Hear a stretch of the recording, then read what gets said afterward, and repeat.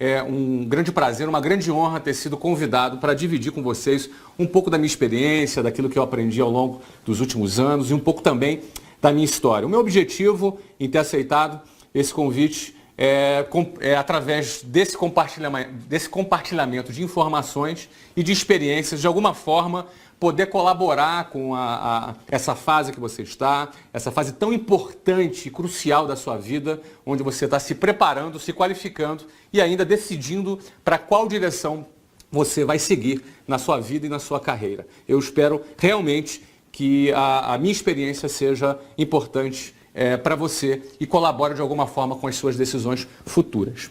Bom, antes de começar a falar sobre a minha história, que é uma trajetória empreendedora, não é? Essa é a minha experiência profissional, ela está toda relacionada, quase que 100% relacionada a uma trajetória empreendedora. Então, antes de começar a falar sobre alguns detalhes dessa minha história, eu gostaria de compartilhar alguns conceitos sobre empreendedorismo que eu particularmente, a forma como eu enxergo o empreendedorismo. Eu gostaria de compartilhar isso antes com você. A primeira dessas características é que todo empreendedor, ele tem uma meta, ele tem objetivos, ele tem sonhos. Sem exceção, todo empreendedor, se a pessoa não tem meta, não tem objetivo ou não tem sonhos, você pode ter certeza, essa pessoa não é uma pessoa empreendedora. Bom, a segunda segunda característica que tem um empreendedor é que ele tem a coragem de assumir riscos. Nós vivemos numa sociedade onde o culto à estabilidade ela é muito difundida, muito difundido esse culto à estabilidade. A estabilidade ela é uma sensação fictícia. Às vezes você tem uma vida estável, vem um terremoto, vem uma catástrofe natural, não é? Vem uma morte na família. Nós não temos controle sobre tudo que acontece ao nosso redor. Por isso a estabilidade ela não existe. Então, num cenário onde as pessoas buscam um ambiente mais seguro, isso não colabora para essa segunda característica de um empreendedor, é que ele precisa ter coragem de correr riscos. A terceira característica de um empreendedor, ele trabalha duro para concretizar o projeto dele. O empreendedor é aquele cara que é o primeiro a chegar e que é o último a sair. Ele não trabalha por horário, ele não trabalha porque isso é feriado, fim de semana. O empreendedor trabalha focado em sua meta, focado em seu objetivo. Não é? Não adianta nada ele ter uma visão fantástica de um negócio e não ter a coragem para botar ele em prática. Mas também não adianta nada, ainda que ele tenha tido a visão de iniciar o seu projeto e tenha tido a coragem de dar o primeiro passo, não adianta nada se ele não tiver a disposição de trabalhar duro para concretizar aquele projeto. Eu enxergo o empreendedor dessa forma, alguém que ele tem a meta, objetivos e sonhos, coragem de assumir riscos e de trabalhar duro para concretizar o seu objetivo. Acontece que quando nós chegamos nessa sociedade, e a gente precisa se adequar a essa sociedade, a gente começa um processo de padronização. Todas as crianças, elas entram nesse processo de padronização. A sociedade, nós chegamos numa sociedade que ela já era dessa forma, ela já era desse jeito. Então a gente precisa se padronizar, entrar dentro dessa caixa, dessa sociedade. Eu considero muito importante a gente ser educado, a gente saber viver em sociedade, a gente saber lidar com várias pessoas, respeitar o espaço das outras pessoas, respeitar as leis. Tudo isso é fundamental. Mas quando essa padronização, ela extrapola esse campo social e passa a invadir a sua própria identidade de empreendedor, e ela passa a anular as suas decisões empreendedoras, o seu ímpeto empreendedor, o seu instinto de coragem, de assumir riscos, o teu instinto de sonhar e querer trabalhar duro para realizar. Quando essa padronização começa a entrar nesse ambiente, você começa a se transformar numa pessoa diferente da sua própria essência. E quando você permite que as suas escolhas sejam padronizadas, os seus resultados serão padronizados. As suas decisões deixam de ser decisões empreendedoras e passam a ser decisões padronizadas. Então, eu quero começar assim, contar um pouco da minha história para você, com esse pano de fundo. Com você tendo a consciência que existem decisões empreendedoras e decisões padronizadas. Quando a nossa vida ela passa a ser formada por decisões padronizadas, logo, os nossos resultados serão resultados padronizados. Mas quando nossa vida é pautada por decisões empreendedoras, logo, nós vamos colher resultados também diferentes por conta desse tipo de decisão. Eu quero começar bem lá do início mesmo, não é? Eu venho de uma família de classe média baixa, minha mãe professora do município, dava aula de matemática em escolas públicas, e meu pai sargento do Exército. Ou seja, os dois juntos tinham uma renda baixa que nos encaixavam, essa renda nos encaixava ali dentro da classe média baixa. Eu vim da periferia do Rio de Janeiro, não sei quantos conhecem aqui, mas o bairro onde eu fui criado por toda a minha vida é o bairro Jabur. O bairro Jabur é depois de Bangu, perto de Santíssimo, Senador Camará. É uma zona ali no meio de várias favelas. Favela do Sapo, Cavalo de Aço, Marco 7, várias favelas ali na zona oeste do Rio de Janeiro, uma das regiões mais pobres do Rio, não é? Dominadas ali por tráfico de drogas, uma região bastante complicada, com gente muito agradável, gente boa, mas gente sofrida. Não é? Sofrida pelo transporte público, pelo sistema de saúde precário que o governo, infelizmente, oferece para toda a população. Eu nasci nesse contexto. Né? Nasci ali em classe média baixa, num apartamento de aproximadamente 70 metros quadrados. Era meu pai, minha mãe, eu, 2 irmãs e a minha avó. Éramos 6 pessoas ali, naquele apartamento do bairro Jabur. Eu sempre estudei em escolas públicas, sempre estudei. Desde a minha primeira série, eu fui estudando até para frente, eu estudei em escolas públicas. E nesse contexto, quando eu estava na 8ª série, a minha mãe me tirou daquela escola pública, e me matriculou num colégio particular, que a gente considerava ser um colégio mais forte, que me ajudaria a me preparar para um concurso público que eu faria, que eu tinha o desejo de fazer na ocasião, para entrar na Marinha. Não é? Eu quis fazer aqueles concursos para as escolas militares, o Colégio Naval, a EPICAR e a SPSEX. Eu queria ser oficial das Forças Armadas, em especial oficial da Marinha. Essa era uma meta que eu tinha, era um objetivo que eu tinha, era aquilo que eu entendia onde eu poderia ali explorar o meu potencial, onde eu poderia ser bem sucedido, que era uma coisa que eu tinha um desejo muito grande. Eu queria dar certo, não é? Eu entendia que ali seria, para mim, um caminho que eu poderia explorar o meu potencial. Bom, eu fui fazer esse concurso. O concurso, na época, era um concurso bem difícil. Era um concurso que eram cerca de 200 a 300 mil candidatos, alguma coisa assim, para apenas 200 vagas. Ou seja, era um concurso que, por vaga, eram cerca de 1.000 a 1.500 pessoas disputando por vaga. Fui lá eu me preparar para esse concurso. Bom, resultados. Eu não só não passei naquele concurso, como quase fui reprovado na 8ª série, porque era muito mais forte do que aquele conteúdo que eu estava acostumado ao longo da minha vida. Então, ralei ali, consegui passar de ano, pelo menos, mas não consegui ser aprovado. Eu estou contando essa história para você porque esse momento foi um momento muito importante para mim, porque eu tive que tomar uma primeira decisão, e foi uma decisão minha, e eu tive que convencer os meus pais, e que talvez fosse a minha primeira decisão não padronizada. Talvez fosse a minha primeira decisão empreendedora. Embora eu tivesse apenas 13 anos de idade, não tivesse a consciência disso, mas o meu instinto, o meu ímpeto, eu tinha um objetivo. Meu objetivo era ser oficial das Forças Armadas. E estava disposto a trabalhar duro para isso. Mas para isso eu tinha que tomar algumas decisões corajosas. A primeira delas foi quando eu não fui aprovado nesse concurso, eu pedi para os meus pais: olha, eu não quero seguir no ensino médio. Não quero, eu quero parar esse ano. Porque o meu objetivo é entrar nessa escola para ser oficial das Forças Armadas. Para isso, eu teria que fazer o concurso no outro ano. Aquele concurso acontecia uma vez por ano. Então, se eu entrasse já no primeiro ano do ensino médio, eu já estaria deixando de lado aquele meu objetivo. Porque o Colégio Naval ele é equivalente ao ensino médio. Depois tem a Escola Naval, com mais 4 anos equivalente ao curso superior, e a pessoa sai oficial das Forças Armadas. E era aquilo que eu queria, aquela era a minha decisão, aquele era o meu objetivo. Eu convenci os meus pais a não me matricular no primeiro ano do ensino médio, para que naquele ano eu me dedicasse a estudar mais uma vez para aquele concurso. Né? Eu entendi que se eu me preparasse mais um ano, eu teria muitas chances de conquistar uma daquelas 200 vagas dentre os mais de 200 mil, ou quem sabe 300 mil candidatos. Eu só não me lembro se é 200 ou 300 mil candidatos. Bom, assim foi, meus pais me deram um voto de confiança, me permitiram que eu fizesse aquilo. Eu me matriculei num curso para me preparar e ralei pra caramba aquele ano. Eu estudei bastante, estudei como eu não tinha estudado minha vida inteira. Estudei fim de semana, de noite, eu me superei. Na minha referência, eu acho que eu tinha me superado.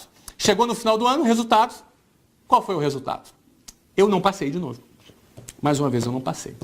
Eu fiquei talvez entre os 500 primeiros de 200 mil, mas isso não era suficiente. Eram apenas 200 vagas. Mais uma vez eu não passei. Eu com 14 anos, eu terminando, não entrei no ensino médio, e com 14 anos eu não fui aprovado. Aconteceu o que talvez muitos temessem. Flávio, mas e se você não passa? Não importa, eu vou me dedicar, eu vou passar. E eu não passei. Eu fracassei mais uma vez naquele ano. Diante daquele resultado, obviamente que nem eu e nem meus pais ficaram satisfeitos, mas ao mesmo tempo meus pais reconheceram bastante o quanto eu me dediquei. Talvez não o suficiente, mas eles viram o quanto, para um garoto de 14 anos de idade, o quanto eu tinha me dedicado ali naquele objetivo, mas eu não fui bem sucedido. Embora tendo ficado entre os 500 primeiros, já foi um excelente resultado. O que eu fiz no final daquele ano? Eu falei para os meus pais, eu quero fazer mais uma vez, eu vou fazer mais uma vez esse concurso. Eu vou passar, no próximo ano eu vou passar. Ah, mas você pode então, se matricula no primeiro ano do ensino médio e você, em paralelo, você faz o curso e faz o concurso. Porque se você não passa, você tem pelo menos garantido aqui que você está, né, no primeiro ano do ensino médio, para você não atrasar um ano na sua vida. Não é? E o meu conceito era muito certo, eu era muito convicto. Atrasar um ano na minha vida era eu fazer o que eu não quero, porque eu queria atingir aquilo que eu queria. Aquele era a minha meta, era meu objetivo, era meu sonho. Eu passando naquele ano, não faria nenhum sentido aquele ano, eu teria que voltar igual.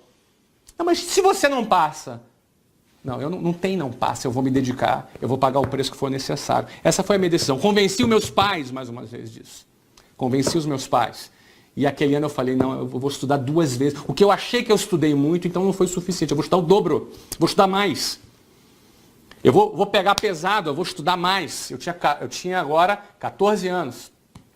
E o que aconteceu? Eu comecei aquele ano, aí estudei mais mesmo, estudei fim de semana, estudei mais. E além de ter estudado mais, eu também já tinha avançado, já tinha aprendido, eu já estava mais tarimbado naquele concurso. Bom, o resultado ao final da minha terceira tentativa, não é, com 14 anos, virando o ano que foi 1988, eu entrei no Colégio Naval, fui aprovado nas três provas, fui muito bem classificado e fui aprovado e entrei no Colégio Naval. É fato que hoje eu não sou um oficial da Marinha e você já faz ideia que eu não segui a carreira na Marinha. Não é? Eu não me identifiquei, porque na realidade dentro daquele processo eu via que eu precisava ser super padronizado dentro de um outro sistema. E realmente essa coisa de me sentir padronizado instintivamente já não me fazia bem. Eu não me adaptei com a vida militar e acabei saindo. Tive excelentes experiências, tenho grandes amigos na Marinha, mas acabei saindo. Mas o que eu trago daquela situação é que eu, aluno de escola pública, eu, aluno que recebia um conteúdo num nível bem mais baixo que os outros alunos das melhores escolas, me dedicando, ralando, correndo riscos, eu era capaz de atingir um objetivo. Eu tinha metas, objetivos e sonhos, eu tive a coragem de assumir riscos e eu trabalhei duro para concretizar aquele objetivo. Aquele foi o meu primeiro empreendimento ali, eu me entendendo por gente, não é? Não eu como espermatozoide. Ali eu me entendendo por gente, aquele ali foi um grande empreendimento e me trouxe muitos ensinamentos. Eu entendi que eu era capaz de conseguir aquilo que eu queria. O que eu quiser, eu sou capaz. O que eu quiser. O que eu botar na minha cabeça, eu sou capaz de conseguir. O que eu quiser. Agora eu vou ter que ter coragem de correr riscos. E eu tenho que ter disposição para ralar e trabalhar forte. Não é? Então, eu consegui hoje, fazendo essa análise, na época eu não tinha essa análise, mas fazendo hoje essa análise, eu vejo que aquilo foi muito importante para mim. Em especial, quando eu, saindo do Colégio Naval, meu novo objetivo eu gostava muito de matemática, física, exatas, eu tinha um excelente resultado nas provas, eu tinha muita facilidade. Então eu escolhi fazer engenharia da computação, engenharia mecatrônica ou engenharia de sistemas. Não é? Essa foi a área que eu escolhi para eu estudar. Eu fiz lá para a USP, para mecatrônica, para a Unicamp, para engenharia de computação e na UF, para ciência da computação. UF lá no Rio de Janeiro. Então assim, eu entendi na época, qual é a melhor faculdade que tem? A USP é boa, a Unicamp é boa, e eu não tinha nem hipótese de pagar uma faculdade, minha família não tinha nenhuma condição de pagar a faculdade para mim. Então, eu vou para essas melhores faculdades. Fiz o vestibular no final do terceiro ano, eu saí do Colégio Naval, fiz o vestibular, foi muito fácil passar em todos os vestibulares, porque eu já estava muito preparado, toda a preparação que eu fiz para aquele concurso me deu, eu estava preparado o suficiente, passei em todos os vestibulares, e estava pronto para ir para a Unicamp, que tinha sido a minha escolha, eu ia estudar na Unicamp, engenharia de computação. E aí uma história de amor começa, eu conheci a Luciana, eu tinha 18 anos de idade, a Luciana tinha 15 anos de idade. Ela era linda. Aliás, ela é até hoje. Eu sou casado com a Luciana até hoje. Vamos fazer agora no final do ano, 21 anos de casados. Mas eu me apaixonei pela Luciana. A primeira menina que eu me apaixonei, e eu falei, não, eu não quero sair do lado dessa menina de jeito nenhum. Eu não vou para São Paulo. Eu não vou para São Paulo, eu não vou para a Unicamp. Aí um monte de gente já me chamou de maluco. Você tá louco, cara, vai para a Unicamp, você passou para lá, vai para lá. Não, eu não vou mais. Não vou para a Unicamp, me apaixonei pela Luciana, é do lado dessa menina que eu quero passar o resto da minha vida. Não é? Então, em 1991, como eu decidi não ir para a Unicamp, a minha decisão então foi ficar no Rio de Janeiro, na UF, estudando ciência da computação. A minha matrícula na UF, ela começaria no segundo semestre de 91. Então eu tinha o primeiro semestre inteiro, que eu não tinha nada para fazer, eu já tinha 19 anos, eu pensei, pronto, vou arrumar um emprego. Pela primeira vez vou trabalhar, nunca tinha trabalhado. Eu comecei tarde a trabalhar, com 19 anos eu até considero que eu comecei tarde. Mas eu falei, olha, eu vou ter uma experiência profissional. Minha faculdade era de manhã, ou seja, eu não tinha a menor possibilidade de trabalhar, não é? Estudando de manhã, mas até começar a faculdade eu vou arrumar um bico, vou arrumar alguma coisa para eu poder ter pelo menos alguma experiência profissional. Vi um anúncio no jornal e eu falei, cara, tá aqui, ó, esse anúncio eu vou lá. Se eu for selecionado, se eu não for, pelo menos é uma experiência que eu vou ter. Então, assim eu tomei a decisão de buscar o meu primeiro emprego, não é? E quando eu fui para esse anúncio, acordei lá, 5h30 da manhã, peguei lá o meu 396 lá no ponto final do Jabur, Praça Tiradentes, e o ônibus era lotado de gente, era 2 horas pela Avenida Brasil, 1h30, 2 horas se tivesse trânsito pela Avenida Brasil com ônibus lotados. Lá fui eu para a minha primeira entrevista de emprego. Cheguei lá às 8 horas da manhã. Quando eu cheguei tinha uma fila de umas 200 pessoas na fila. Eu fui ser atendido meio-dia e por uma razão que você não me pergunte qual, eu fui selecionado para participar de um processo seletivo com 40 pessoas. Nesse processo seletivo eu me encantei. Eu conheci a empresa, eu conheci a filosofia da empresa, eu conheci como eles pensavam. Enfim, eu tive um contato com esse ambiente empresarial, eu tive um contato com uma linguagem mais corporativa que eu nunca tinha tido. Até então, eu me media pelas minhas conquistas acadêmicas, eu era inteligente, eu passava no concurso, eu passava no vestibular. Pô, bacana, minha autoestima estava bacana, porque eu me sentia vencendo dentro daquele cenário. Mas quando eu entrei no ambiente corporativo e vi todo aquele cenário, eu falei, opa, existe um mundo aqui que eu não conheço.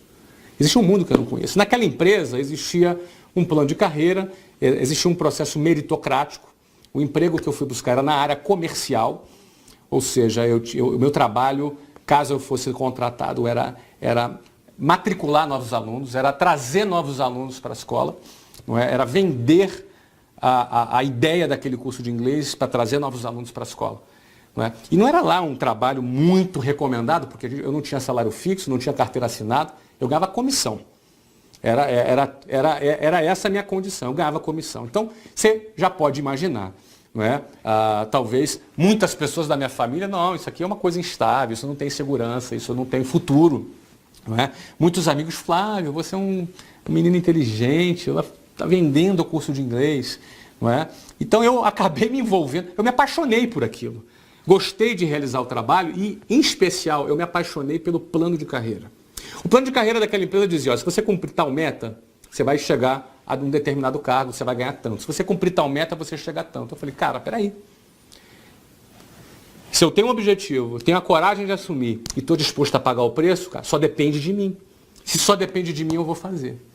Não é? Então eu entrei naquele trabalho, agarrei aquela oportunidade que para muitos não era nada recomendável, e não era mesmo, do ponto de vista padronizado, do ponto de vista convencional, não era mesmo, mas eu estava muito mais voltado para os meus objetivos e o que aquilo poderia colaborar comigo do que com a padronização. Eu encarei aquilo e fui adiante. E outra coisa, aquele trabalho me dava a perspectiva rápida de eu me casar com a Luciana. Era o meu objetivo, eu queria me casar com a Luciana.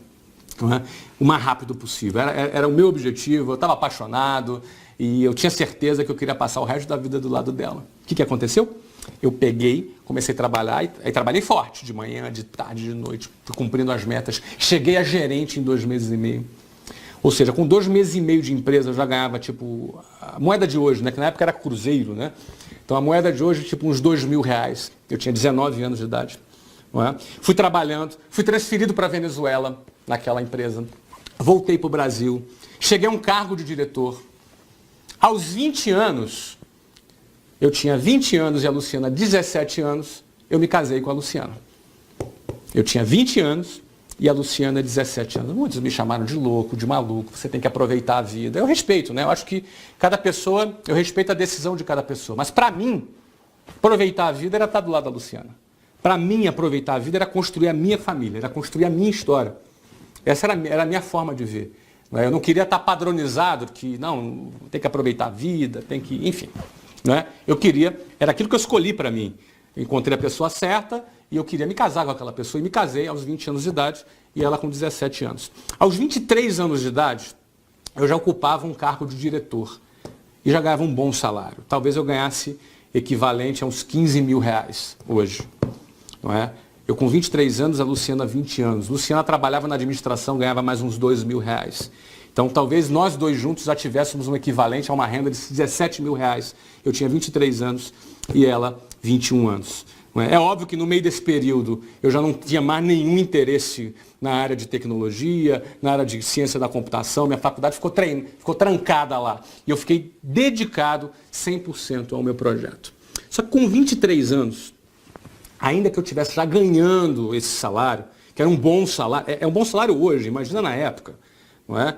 Que já era um bom salário, eu já tinha uma vida mais estabilizada, eu já tinha um bom carro, não morava mais no bairro Jabu, morava já na zona sul do Rio de Janeiro, mais perto do trabalho. Ou seja, aos olhos convencionais, eu estava estabilizado, eu já estava numa situação melhor. Inclusive, muitas daquelas pessoas que no início me criticavam, que achavam que era loucura, que sai desse negócio, isso não tem futuro, já passavam ali. Eu já tinha 23 anos, casado, ganhando esse valor aí que eu falei para vocês, eu já passava já mais ser respeitado, mais bem tratado, as pessoas, realmente, né? Alguns até falavam, olha, eu sempre acreditei em você. Eu falei, tá bom, não é? Então é sempre assim, não é? Mas uma decisão padronizada nesse momento seria o quê? Não, agora eu conquistei esse patamar, beleza, eu vou agora aqui manter aqui, né, minha situação. Não foi isso que eu fiz, não foi isso que eu fiz. Eu enxerguei que aquela empresa tinha algumas falhas, eu enxerguei que o produto ali tinha as suas limitações, não é? E percebi também que eles estavam tendo um resultado financeiro muito alto e não estavam dispostos a investir naquele processo. Além de eu achar que aquilo comprometia o futuro daquela empresa, comprometeria também o meu futuro. Então, a minha decisão foi simples, eu pedi demissão. Eu saí daquela empresa depois de trabalhar quase 4 anos, ganhando muito bem, não é, para abrir o meu próprio negócio. Então, no dia 3 de abril de 1995, a primeira unidade, a primeira escola da WhatsApp foi inaugurada no centro do Rio de Janeiro, na Rua da Alfândega, na esquina com a Avenida Rio Branco. Foi a minha primeira empresa, a WhatsApp, que hoje acabou se tornando líder no setor de ensino de inglês para adultos, mas na época eu tinha 23 anos de idade, a Luciana tinha 20 anos de idade, e nós fundamos aquela empresa, que aquilo ali passou a ser a nossa meta, nosso objetivo e nosso sonho, que era criar a maior rede de ensino de línguas do Brasil para adultos. Essa era a nossa meta, não é? Então, e além dessa ser a nossa meta, nós tivemos a coragem de pedir demissão e sair daquela empresa, sem nenhuma garantia. Simplesmente nós pedimos demissão e saímos.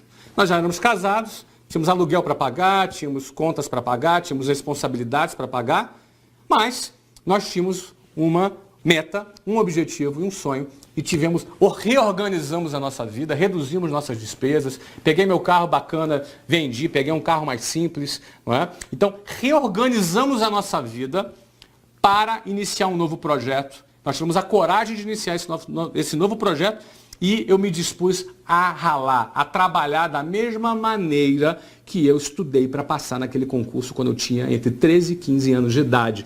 Era a mesma coisa, era o mesmo DNA, era o mesmo conceito. E eu acreditava que eu era capaz de fazer. Não é? Podia estar tudo errado. Eu podia me endividar todo. Podia. Não tinha nenhuma garantia. Mas eu planejei e nós tivemos a coragem de meter a mão na massa. Eu digo isso porque para montar uma escola, naquela época, você precisaria de uns 180 a 200 mil reais. Eu não tinha esse dinheiro. Nem meus pais poderiam me ajudar, porque meus pais não tinham a menor condição. O apartamento que eles moravam custavam cerca de 30 mil reais. Ou seja, praticamente não garantia nenhum aluguel. Não é? Então eu tinha ali um desafio pela frente. Em primeiro lugar, eu tinha que alugar um imóvel. E o imóvel para uma escola, eu precisaria de pelo menos uns 400 metros quadrados bem localizados. Nós alugamos um imóvel na Avenida Rio Branco, ali na esquina na Rua da Alfândega, esquina com a Rio Branco, de 437 metros quadrados. Eu tinha que achar um louco que ao ouvir a minha história de um moleque de 23 anos de idade, que o cara acreditasse e alugasse o imóvel para mim. Você sabe que isso não é fácil. Até para você alugar um apartamentozinho pequenininho, te pedem trilhões de garantias. Eu levei muitos nãos. Levei não a imóveis, imobiliárias, que não deram nem atenção para mim. Até que eu achei um maluco, um louco, que ouviu a minha história, acreditou e alugou o imóvel para mim.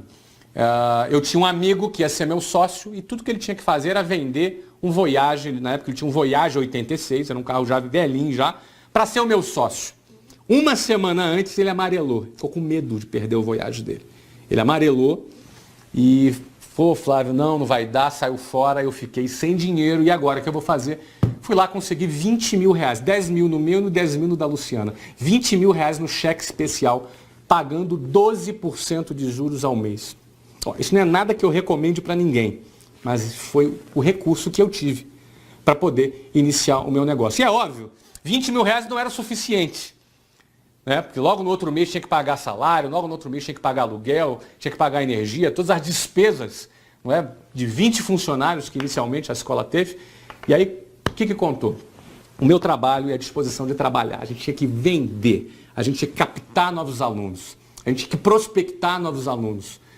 Né? Com o dinheiro da matrícula, com o dinheiro das mensalidades, eu tinha que pagar todos os meus compromissos. Aí, e se não captasse aluno? E se não tivesse dinheiro? Não tinha dinheiro para pagar? Simples assim.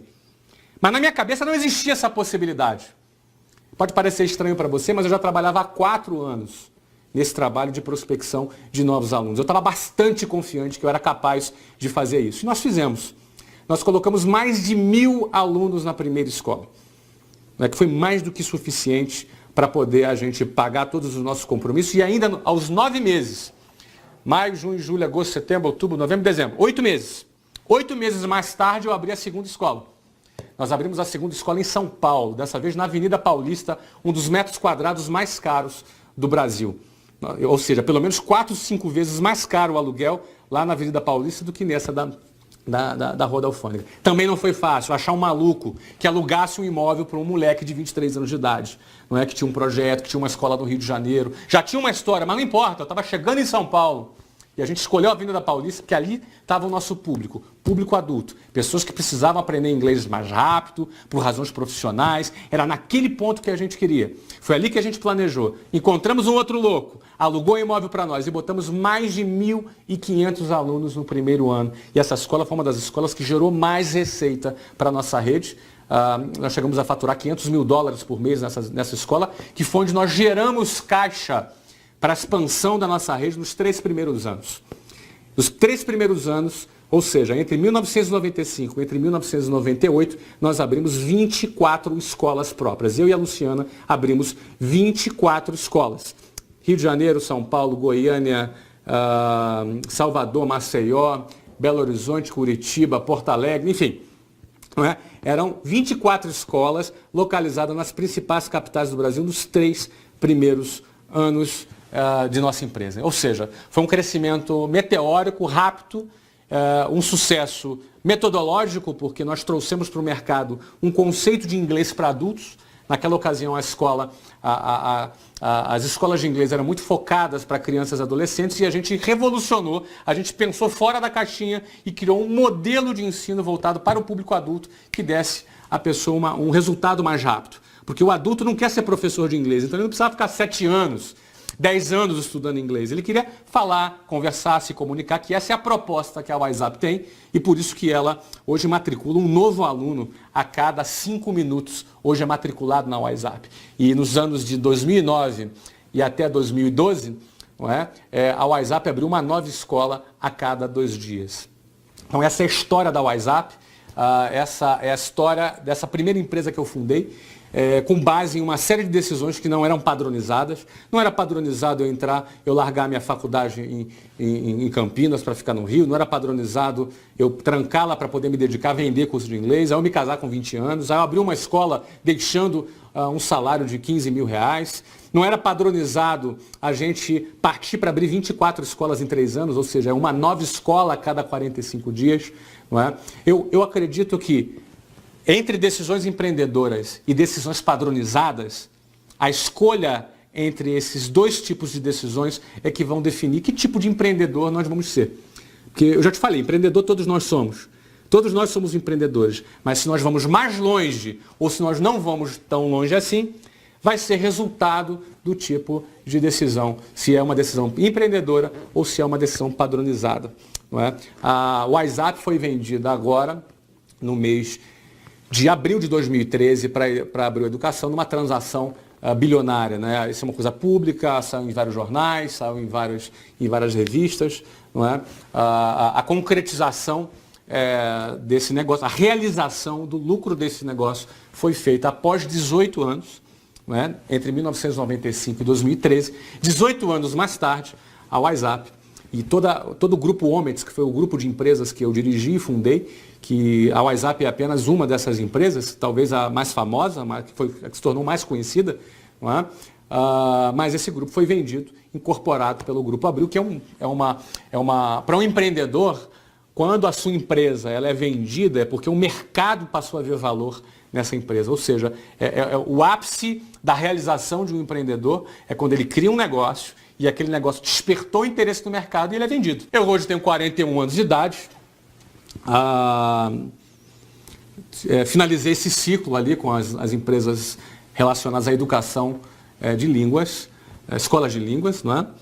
E agora? Eu tenho 41 anos, então agora é hora da gente dar um tempo, vamos agora acalmar, vamos passear, quem sabe me aposentar. O que vocês acham?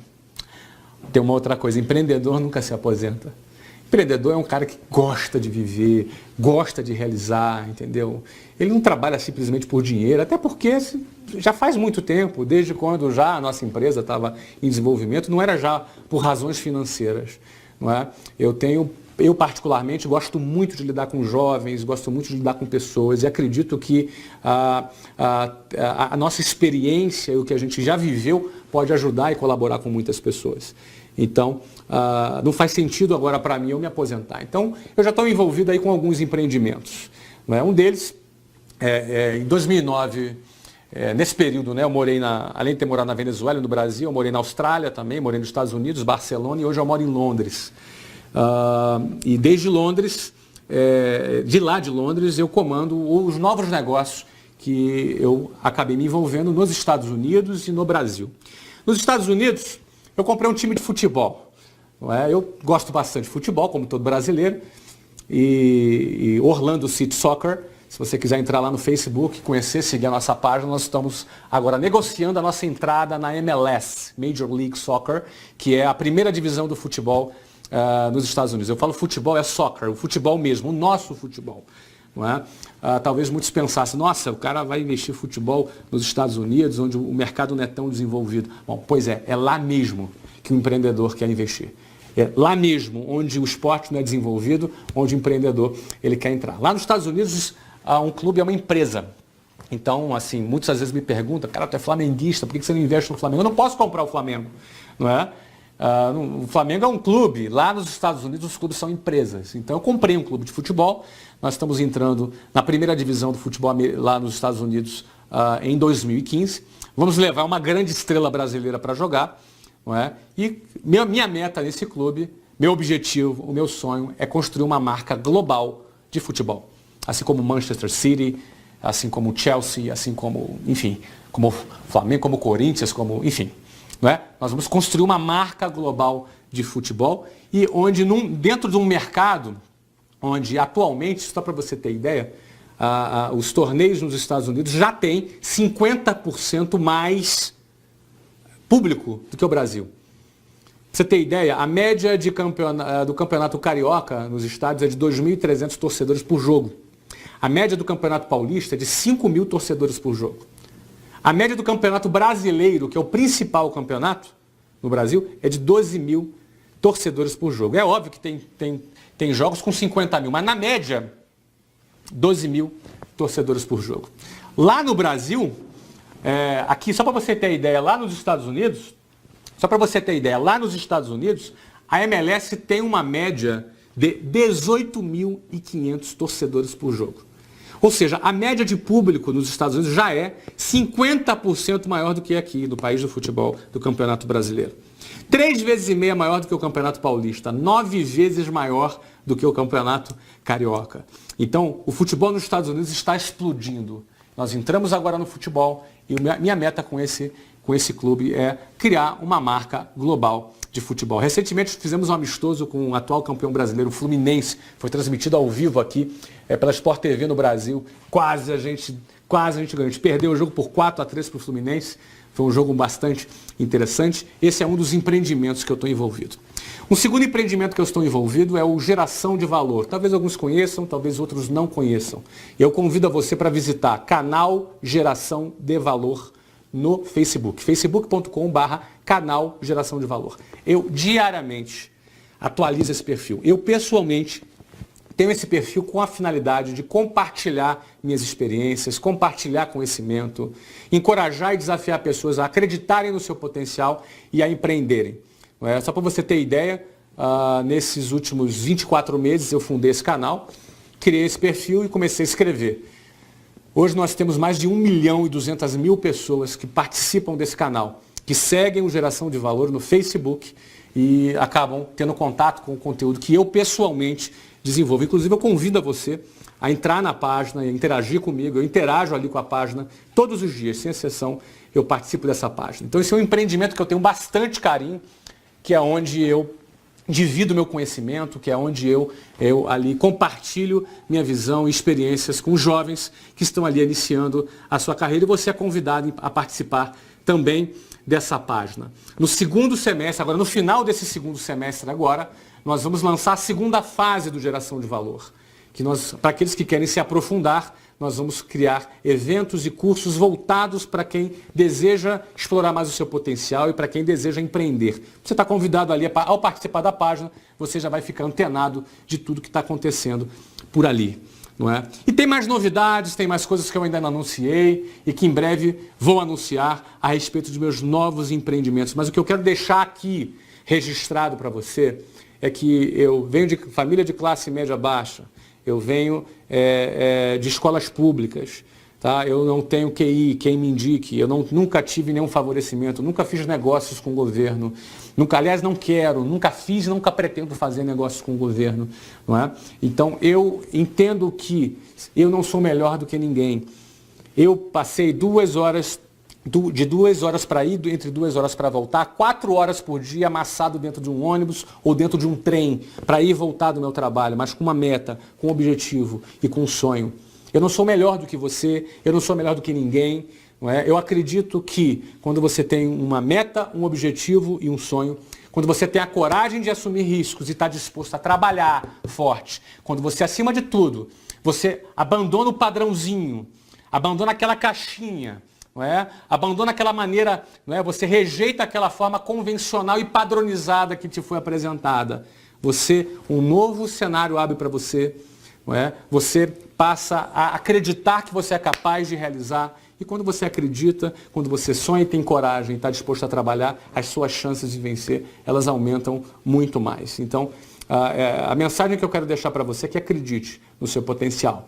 Tá? Não se intimide com as chacotas ou com as críticas. Não é? Tenha coragem de pensar fora do padrão. E se faz muito tempo que não estão te chamando de louco, é que você deve estar errando alguma coisa. Porque todas as vezes que você resolver sair do padrão, você vai ser criticado, vai ser chamado de louco. Acho que o Brasil, o mundo precisa de novos líderes, pessoas corajosas que sejam dispostas a fazer a diferença. Em todos os setores da sociedade, inclusive na política, inclusive no setor empresarial, no setor das organizações não governamentais, no setor social. Não é? Eventualmente você é um cara mais artístico, então empreenda no seu lado mais artístico. Tenha coragem de assumir aquilo que você quer, né? De correr riscos para você realizar o seu projeto de vida. Cada um tem seu projeto. Eu contei o meu aqui, isso aqui não é uma regra, não é? É a minha vida, a minha história, mas eu acredito que para a sua vida, para o seu projeto de vida, o que você quer alcançar para você, eu acredito que esses princípios, de alguma forma, pelo menos eu desejo que tenha colaborado com você. Tá legal, gente? Pessoal, um grande abraço, um prazer imenso aqui ter investido esse tempo junto com vocês. Eu desejo tudo de melhor, todo sucesso para você na sua carreira. Um abraço.